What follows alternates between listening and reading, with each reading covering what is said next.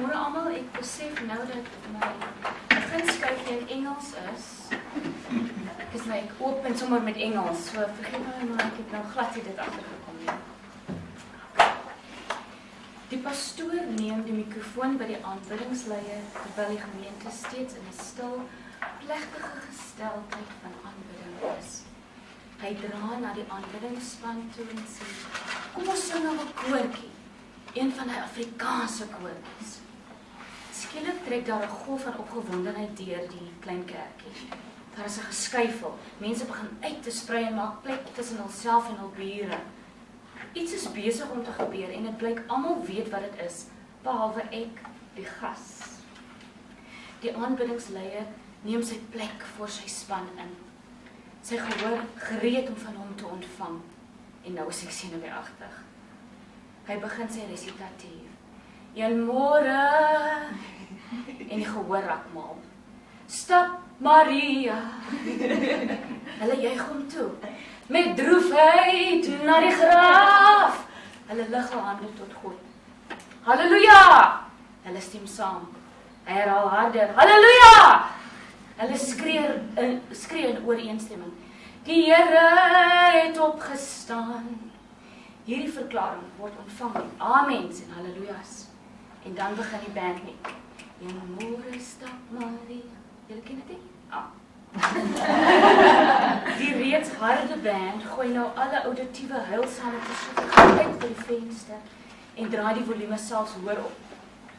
Ek probeer baie hard om nie my delikate VGK-ore met my westerse kunsmusiek geskoolde vingers toe te druk nie. Aangesien die waardige kerk waar ek vroeër ingestap het, nou deur hierdie gepepel vervang is. Skielik begin mense na die voorkant van die klein kerkie beweeg en begin in 'n sirkel stapdans, nog steeds besig om te aanbid en hul hande te lig na God. Ek, die opmerkbare buitestaande, staan nie deelnemend, stom en staar na hierdie spektakel. Nie regtig seker of ek by die verrigting moet aansluit nie, maar om die waarheid te sê, en nie werklik seker of ek wil nie. Hierdie vertoning gaan voort vir 'n hele tyd.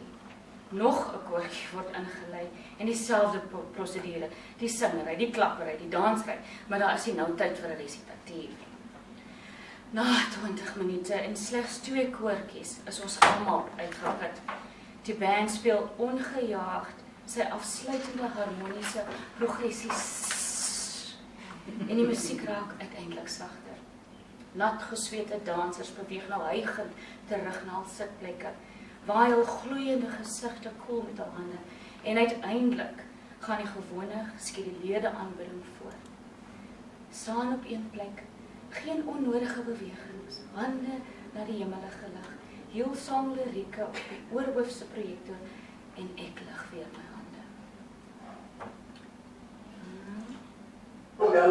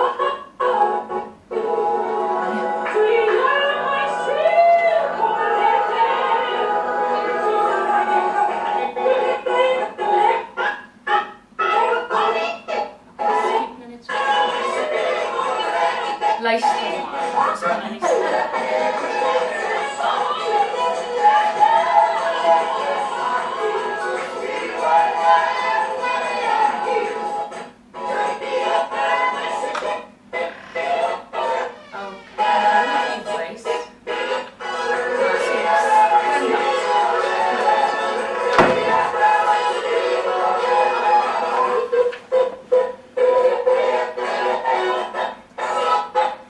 agterna die regte video wys.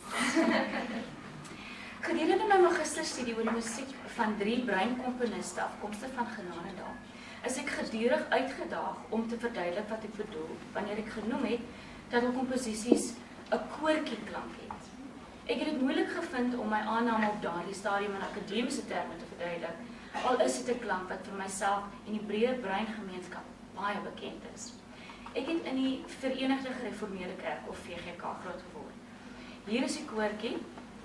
Hier is ek aan die koortjie blootgestel as 'n informele kerkliedjie wat sonder 'n gesangboek slegs gedurende Pinksterweek gesing word en dan slegs in 'n gedempte eerbiediging. Ek was bewus van die bestaan van die koortjie in ander marginale kerke met die sentraliteit van my eie kerk op daardie stadium.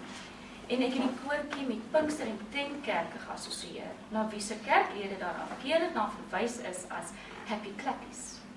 Hierdie tipe opmerkings het my as kind laat besin oor die oënskynlike minderwaardigheid van die koortjie. Met ander woorde, in direkte teenstelling met die meer aanvaarbare, formele, genoteerde liedere wat ons in die VGK gesing het. Die koortjie was bloot 'n goedgunstige vergunning tydens Pinksterweek vir die meer eksentrieke, handeklappende aanbidders. Die koortjie is natuurlik, die oorsprong daarvan is natuurlik onduidelik. Sommige meen dat die praktyke van die koortjie direk van die Pinksterbeweging wat in die 1900s in Suid-Afrika versprei afkomstig is. Hierdie konneksie assosieer dan die koortjie onder andere meer met 'n informele aanbiddingsomgewing as die aanbiddingsomgewing as die normatiewe kerkgebou, wat dan ook dui op 'n assosiasie met 'n sekere sosio-ekonomiese status. Ander meen weer dat die koortjie op die plaas ontstaan het, en word die koortjie daarom dikwels ook met hierdie spesifieke sosio-ekonomiese groep binne die bruin gemeenskap geassosieer. 'n Groep waarna Sylvia Bruinders in haar doktorale tesis as laer klas verwys. Entertainment. David Doggy beskryf die koortjie as choruses of frequently repeated single-line texts or simple verses more closely related to the cyclic songs of African music than to the stylized structures of Western hymns. Hierdie beskrywing fokus op die koortjie in verhouding tot ander musiekgenres soos Afrika musiek en westerse gesange, maar reken hierdie liedjie nie as deel van die korpus van bruin Suid-Afrikaanse musiek nie. Die ras- en kultuurgeskiedenis van bruin Suid-Afrikaners is vir ewig afgemaai en hou verband met die skandaal van rassevermenging. Dimitri Erasmus neem kennis van die siening dat bruin mense geproduseer en weer of geherproduseer word in die plek van die kantlyn. En dit het daartoe bygedra dat die dominante magte bruin mense deur die hele Suid-Afrikaanse geskiedenis as periferaal uitgemaak het. Edouard Lison verwys na hierdie verskynsel as 'n voorbeeld van 'n cornered community. Hierdie idee van 'n afgesperde gemeenskap het bygedra tot 'n tussenin-identiteit van die bruin mens, wat nie in Suid-Afrika se swart-wit binêre paradigma van ras pas nie. Homi Bhabha meen dat the colored South African subject represents hybridity, a difference within, a subject that inhabits the rim of an in-between reality. Dit is volgens Joritma hierdie idee oor bruin mense as tussenin wat gelei het tot 'n persepsie dat bruin mense se musiek bloot 'n mengsel van swart en wit musiek is. En daarom tot 'n sekere mate ernstige studie oor bruin mense se musiek, veral kerkmusiek, as 'n integrale komponent van 'n onmiskenbare kultuur en identiteit belemmer. Daar bestaan natuurlik verskeie studies oor verskillende genres wat onder die kategorie bruin musiek val. Byvoorbeeld die Kaapse Maleise musiek, soos almal kan sien, daar's die klopse of Koen Carnival, dan ook die Kersfees orkes aan die onderkant links onder, bruin langarm tradisie regs onder, volksmusiek van die bruin mense, hiphop, rap en hiphop en rap musiek in die bruin gemeenskappe is ook nagevors. Dus ja, dis die Cape Malay koor aan die regterkant toe. Aansienlike bydra tot die studie van bruin mense in musiek in Suid-Afrika is die werk oor die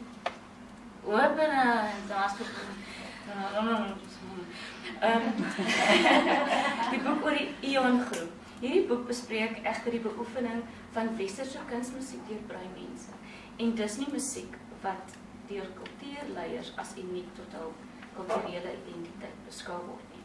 Dit is dus weens die leemte op hierdie spesifieke gebied van musieknavorsing dat ek onderneem om die koortjie as die fokus van my navorsing te vestig. 'n Voorbeeld van wat Guthrie Ramsey beskou as orally transmitted racial music in die breingemeenskap. Ek het dit bygevoeg. Soos Juritsma beslis, to acknowledge the sound of colored people's voices raised in song is an integral part of the very diverse and varied entity known collectively as South African music.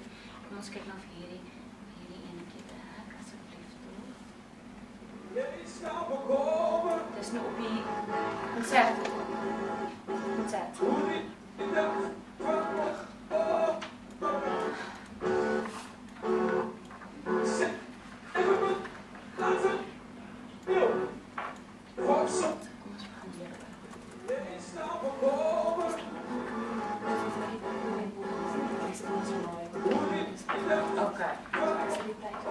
Ons pos om volgens baie dankie.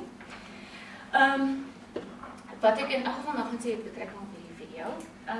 Die koortjie is in wese 'n mondelinge praktyk wat van een generasie na 'n ander mondelings oorgedra is, wat die behoud van 'n spesifieke klank en praktyk in breinpinksterkerke in Suid-Afrika verseker.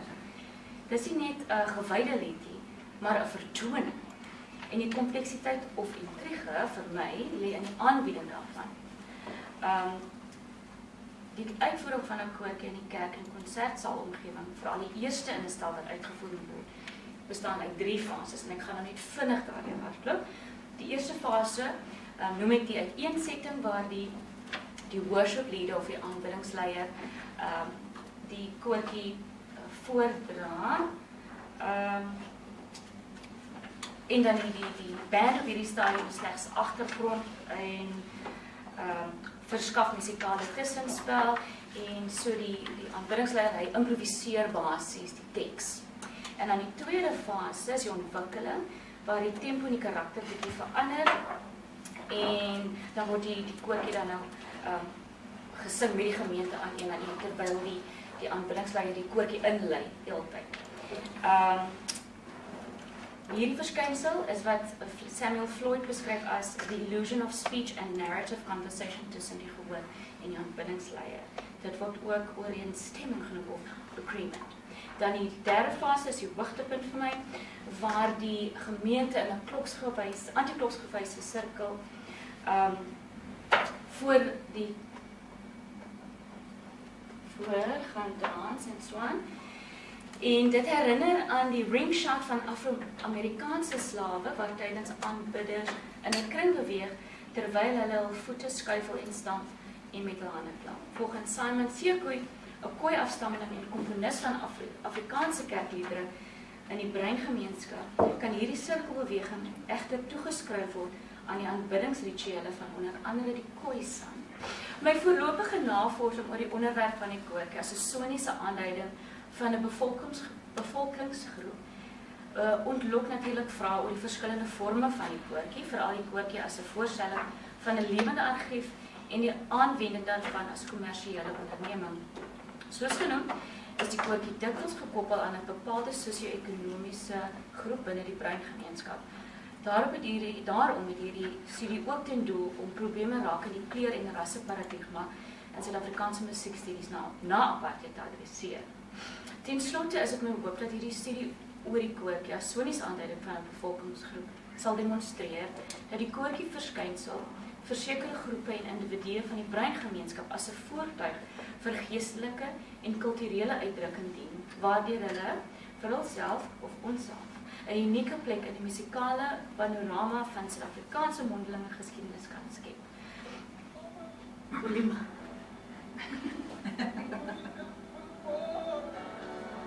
Dit is 'n vertoning